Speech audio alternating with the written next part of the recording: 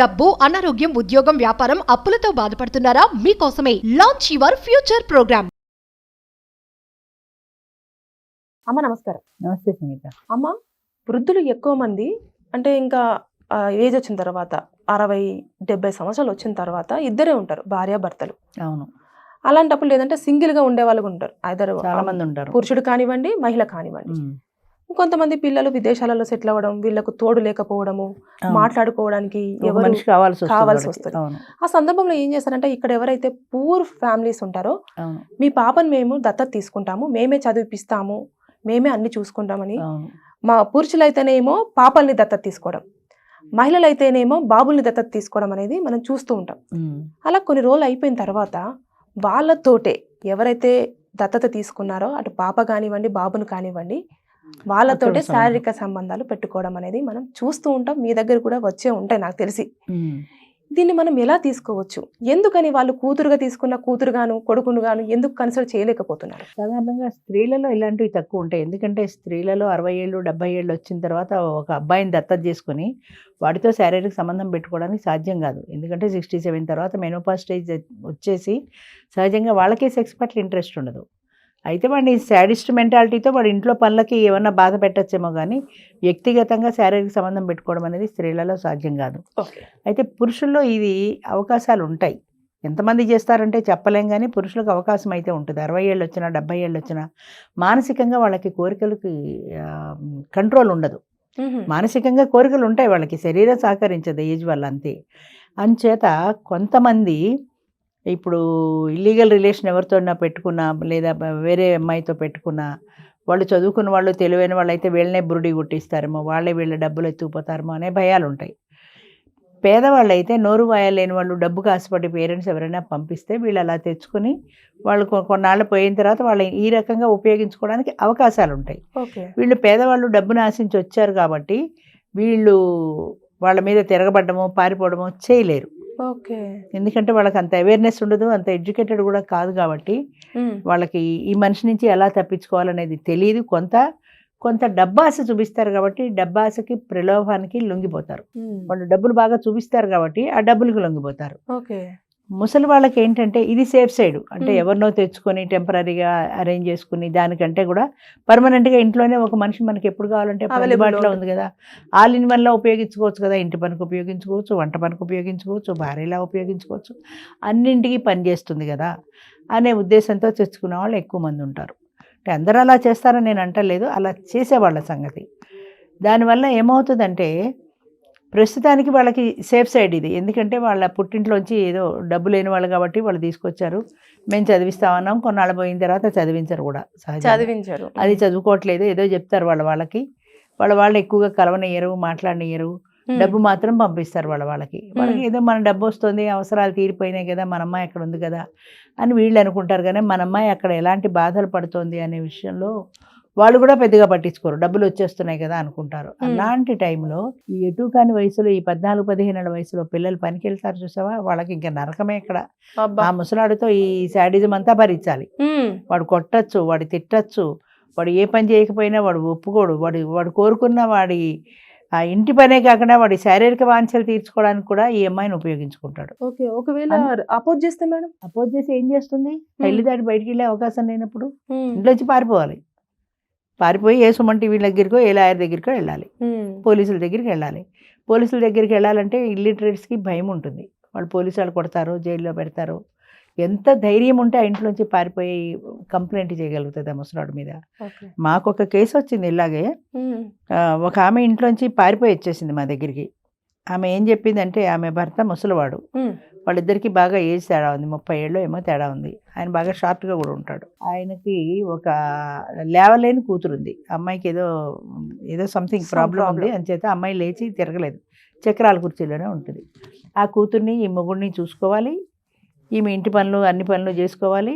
ఆ శాడిస్ట్ మొగుడు కొట్టినా తిట్టినా చాలా వికృతంగా కొట్టేవాడు, అలా ఇలా కాదు, వాతలు పెట్టినట్టు కొట్టేవాడు. అవన్నీ భరించాలి, అవన్నీ మాకు చూపించింది కూడా అవన్నీ.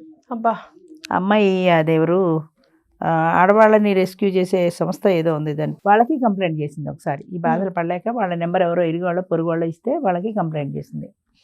వాళ్ళు వచ్చారు ఇంటికి. ఇంటికి వస్తే వాళ్ళకి ఏదో కబుర్లు చెప్పేసి నన్ను చూడండి ఎలా ఉన్నానో, పొట్టిగా ఇంత అంత ఉన్నానో, ఆమె అంత ఉంది, ఆమె నేను కొట్టగలనా అసలు, అంత పరిస్థితి ఉందా నాకు, నన్ను చూస్తే మీకు అనిపించట్లేదా 80 ఏళ్ళ వృద్ధుడిని, నేను ఆమెను ఏం కొట్టగలను అని చెప్తే సరే వాళ్ళు వెనక్కి వెళ్ళిపోయారు. అంచేత ఈ అమ్మాయికి ఏం చేయాలో తెలియదు, ఎలా పారిపోవాలో తెలియదు, ఎవరిని ఆశ్రయించాలో తెలియదు. ఎవరో నా నెంబర్ ఇచ్చారు అమ్మాయికి. సరే పరిగెత్తుకు వచ్చేసి ఇదంతా చెప్పింది. చెప్తే మనం మాత్రం ఏం చేయగలుగుతాం, మన దగ్గర పెట్టుకుని పోషించలేం కదా. నేను ఏ పనైనా చేస్తానండి, కాస్త నన్ను జాగ్రత్తగా చూసుకుంటే చాలు అంటే, అమ్మ ఇది మా పరిస్థితి కాదు, నేను తీసుకొచ్చి పోషించి పెట్టే పరిస్థితి లేదు మాకు. ఈలోగా మొగుడు ఫోన్ చేశాడు అక్కడి నుంచి. మొగుడు ఫోన్ చేశాడు. ఈ అమ్మాయి ఇక్కడ గదగద వణికిపోతుంది మొగుడు ఫోన్ చేస్తుంటే. సరే ఫోన్ తీయకు, నీకు ఇష్టం లేకపోతే మాట్లాడుకు, నేను పోలీసులకు అప్పచెప్తే వాళ్ళు ఏవో శరణాలయాలు ఏవో చూస్తారు కదా, అలాంటి స్త్రీలకి ఉంటాయి కదా, అలాంటి దానికి పంపిస్తాను, నీకేం భయం లేదని ధైర్యం చెప్పి హ్యాండ్ ఓవర్ చేసాం. అంచేత ఇలాంటివి చాలా రకాలు జరుగుతాయి. అందరూ అలా ఉంటారంట లేదు, ఎక్కడో దురదృష్టవశాత్తు ఇలా ఒకళ్ళు ఇద్దరు ఉంటారు. ఇంకా కూతురు ఉంది కదా, కూతురు కూడా ఉంది కదా, కూతురు ఉంది. అమ్మాయి శాడిస్ట్, అంతకంటే తండ్రి కంటే శాడిస్ట్. ఇంకా 2 కొడుతుంటే 2 కాదు ఇంకా 4 గుట్టు అనే ఇలాంటి శాడిస్ట్ అట కూతురు. ఈ అమ్మాయి చెప్పడం, ఇందులో నిజాలు మనకు కూడా తెలియవు కదా. ఆ తండ్రి కూతురు చెరలోంచి బయట పడితే చాలని నేను పారిపోయి వచ్చాను, ఆ కూతురు అలాంటిది, తండ్రి ఇలాంటి వాడని నేను నానా రకాలుగా చెప్పి వాళ్ళది ఏదో ఫోటో, పెళ్లి ఫోటోనో ఏదో కూడా చూపించింది. ఆయన ఇంత అంత ఉన్నాడు. వాడు ఎవరో సఖీ అనుకుంటా దాని పేరు, ఉమెన్ గురించి ప్రొటెక్షన్ది సఖీ. వాళ్ళు వస్తే నేనేం కొడతానండి, ఆమె అంత పొడుగుంది, నేను 80 ఏళ్ళ వృద్ధుడిని, అంత బలం ఎక్కడుంది నాకు అని ఏదో చెప్పేశాడు. అదే అంటే తను చూపించుకోవడానికి ఏమి కుదరలేదమ్మా, అంటే నన్ను ఇలా కొట్టాడు లేకపోతే ఇలా మాట్లాడేవాళ్ళే కదా వాళ్ళని. వాళ్ళు వచ్చారు కానీ వాళ్ళు మాట్లాడేవాళ్ళు, ఆ వీడియో ఎదురు మాట్లాడాడు, వాళ్ళు పంపించేశాడు. వాళ్ళు కూడా వెళ్ళిపోయారు. వాళ్ళు కూడా గట్టిగా నిలబడి లేదు అసలు మేము చూస్తాము, మేము కూడా అమ్మాయితో సపరేట్గా ప్రత్యేకంగా మాట్లాడతామంటే ఈ అమ్మాయి ఏం చెప్పేది, అసలు అవకాశం ఇవ్వలేదు. వాడు పంపించేసి ఇంకో 4 ఎక్కువ పీకాడు. వాళ్ళ కంప్లైంట్ ఇస్తావా నా మీద, వాళ్ళ కంప్లైంట్ ఇవ్వాలంటే భయం వేస్తుంది కదా, కొడతాడేమోనని. అందుకని ఇంట్లోంచి సమయం చూసి పారిపోయి వచ్చింది. జనరల్గా పారిపోయిన వాడు గేట్ లాక్ చేసేసి ఉంటుందట, మరి ఎప్పుడో ఏ టైంలో తీస్తే పొరపాటున అది బయటకు వచ్చేసి ఎలాగో ప్రాణాలు రక్షించుకుంది. అదే అమ్మా, ఇప్పుడు ఎందుకని యాక్సెప్ట్ చేయలేకపోతున్నారు? ఇప్పుడు కూతురుగానే కదా వాళ్ళు, అంటే ఇప్పుడు తీసుకునే వాళ్ళైనా కూడా, దత్తతగా తీసుకునే వాళ్ళైనా వీళ్ళైనా కూడా ఒక మన ఇంటికి మనల్ని చూసుకోవడం కోసము ఒక వ్యక్తి వచ్చింది అని అంత కన్సర్న్ ఎందుకు ఉండలేకపోతే, మన కింద బానిస చెప్తున్నాడు కానీ కూతురుగా వాడు తీసుకోలే. వాడు మైండ్లోనే వాడి కూతురు అనే ఫీలింగే లేదు వాడికి. ఇప్పుడు నేనున్నాను 50 ఏళ్ళ వాడిని చూస్తే నాకు కొడుకు గుర్తొస్తాడు, నాకు 75 ఏళ్ళు కాబట్టి. అంతేగాని వాడు ఒక మగవాడన్న దృష్టి రాదు నాకు. కానీ మగవాడికి మాత్రం 70 ఏళ్ళ వాడికైనా 40 ఏళ్ళ దాన్ని చూస్తే అది ఆడది అన్న గుర్తొస్తుంది. ఆ వయసు వాడి కూతురు ఉండొచ్చు కానీ అది ఆడది అనే గుర్తొస్తుంది తప్ప అది నా కూతురు అన్న ఫీలింగ్ రాదు వాడికి. అంచేత ఒక ఆడది నా అవసరాలకి తీరుస్తుంది అని వాడు వికృతమైన కోరికలు తీర్చుకోవడానికి దాన్ని ఒక సాధనంగా ఉపయోగించారు. మహిళ అంటే ఓన్లీ కోరికలు తీర్చుకోవడానికి ఒక సాధనం అంతే. ఇప్పుడు ఈ సర్గసీ ఉందమ్మా, దీని మీద చాలా గొడవలు జరుగుతున్నాయి. సర్గసీలో పేదవాళ్ళ దగ్గరికి వెళ్ళి ఆ అమ్మాయిని ప్రెగ్నెంట్గా ఉండమని ఆ పిల్లల్ని వెళ్ళి తీసుకుని, అదేదో ఊరుంది, ఆ ఊరు పేరు గుర్తులేదు, నేను ఎక్కడో చదివాను. అక్కడ ఉండే మహిళలందరూ ఈ సర్గసీ మహిళలే. అంటే సర్గసీ వాళ్ళు కావాలంటే అక్కడికి వెళ్తే తేలిగ్గా దొరుకుతారు. ఓకే, మరి అది తప్పు కాదా, అది అన్యాయం కాదా అంటే ఎవరు చెప్తారు? అది న్యాయం, వాళ్ళ అవసరము, అంతే. వాళ్ళ పేదరికంలో ఉన్నారు కాబట్టి వాళ్ళ అవసరం. వీళ్ళు అక్కర్లేకుండా అది చేసి పెడుతుంది కాబట్టి, ఈ పురుటి నొప్పులు అవన్నీ అదే పడుతుంది కాబట్టి వీళ్ళకి బిడ్డ అవసరం, వాళ్ళకి డబ్బు అవసరం. వీళ్ళు బిడ్డను తీసుకుంటున్నారు, వాళ్ళు డబ్బు తీసుకుంటున్నారు, అంతే. అదొక బిజినెస్ లాగా అయిపోయింది అంతే. కానీ అందులో ఉండే ఆ హ్యూమన్ రిలేషన్స్ అనేవి లేవు. ఇప్పుడు ఇది కూడా బిజినెస్ కదా అమ్మా, ముసలు కూడా దత్తత తీసుకోవడము, వాళ్ళకి డబ్బా చూపించి దత్తత తీసుకున్నాం అంటే పబ్లిక్లోకి వస్తే గొడవ రాదు కదా అని. పబ్లిక్లోకి వస్తే గొడవ రాదు. ఈ ముసలాయన కాబట్టి ఇరుగు పొరుగు కూడా ఏం తప్పు, ఆయన ఏం చేస్తాడు, పెద్ద ఆయన కదా, అమ్మాయి ఏదో కేర్ టేకర్గా తెచ్చుకున్నాడు, ఏదో చదివిస్తున్నాడు, ఏదో పెద్దవాడు. ఇరుగు పొరుగు వాళ్ళకి కూడా ఏంటి అవసరం పెద్దగా పట్టించుకోరు. అంచేత ఈ లోపల జరిగేవన్నీ జరుగుతూనే ఉంటాయి. ఈ ముఖ్యంగా వీళ్ళ వికృత చేష్టలు, ఇలాంటి వికృతమైన కోరికలకి వాళ్ళని సాధనంగా ఉపయోగించుకుంటారు. పేరెంట్స్ కూడా అమ్మ ఈ డబ్బు కాసబడి ఆడపిల్లల్ని ముఖ్యంగా పంపించకూడదు. డబ్బు కాసబడి వాడు ఏదో డబ్బు ఇస్తానన్నాడు అనుకున్న ఆడపిల్లల్ని పంపిస్తే, వయసు వచ్చిన ఆడపిల్లల్ని, దాని జీవితం ఎట్నుంచి ఎటు మారుతుందో చెప్పలేము. మన దగ్గర ఉంటేనే రక్షణ ఉండట్లేదు. అలాంటిది పొరుగువాడి దగ్గర పంపిస్తే ఏం రక్షణ ఉంటుంది? అక్కడక్కడ మనం పేపర్లలో కూడా చూస్తుంటాం 60 ఏళ్ళ వృద్ధుడు మనవరాల్ని మానభంగం చేశాడు, ఇలా చేశాడు, అలా చేశాడని. అవును. పేపర్లలో చూసినప్పుడే ఆశ్చర్యం వేస్తుంది, సొంత మనవరాలను ఎలా చేయగలిగాడు అని. Correct. అంటే వాడికి ఆ తీరని కోరిక వాడికి ఇంకా ఉచ్చం నీచం మర్చిపోతారనమాట.